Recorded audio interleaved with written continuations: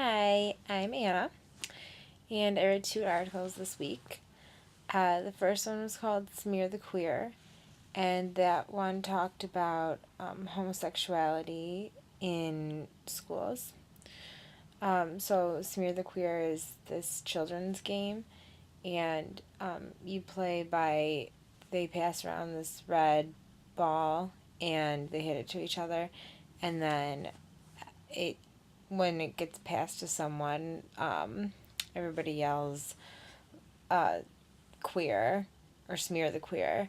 And then so everybody jumps on that person and piles on top of them and creates this huge pile with the one person holding the ball at the bottom of the pile. And that person is supposedly the weakest person. That's why they call it smear the queer, because they have weak meaning the queer. So that's pretty offensive, even if children aren't meaning to be offensive to queers or gay people, but it is. And what's really interesting is that the article talked about how kids play that game in schools, and not even that they make fun of each other, but that the teachers and adults standing by just stand by and watch and let it happen and don't say anything and don't point out how offensive it is. So I thought that was really interesting.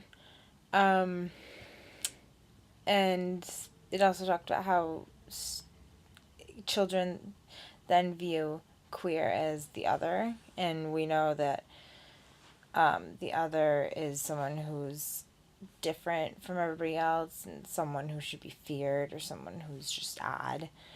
And so if children grow up with that belief and they're taught that in school that queer people or LGBTQ, anybody who's of that culture is the other, then they're gonna grow up thinking that that person should be feared. And people who are then consider themselves LGBTQ, they often are likely to get depressed and are very likely to kill themselves. So that's that. I thought that was interesting. And the other article I read was called More Than Book Talks. And the author of that one was actually a lesbian, and she was an educator, and she talked about how she thought that dialogue was really important in the classroom. Dialogue is important to have with students when discussing literature that covers LGBTQ issues, because you can't just avoid the issue. I mean, the kids grow up with parents of the same gender, so you can't avoid it, or you shouldn't avoid it.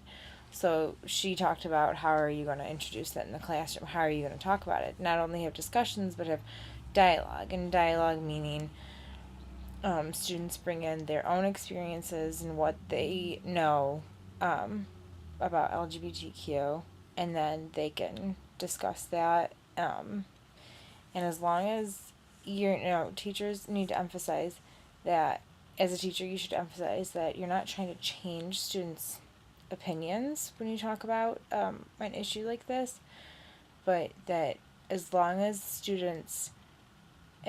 inform students enough about LGBTQ, so students can then form an opinion from there.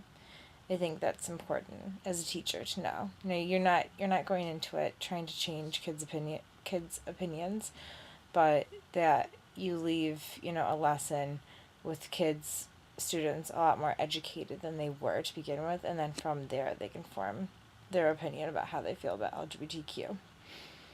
So that's what I got from this week's readings. I thought they were very interesting, and that's it.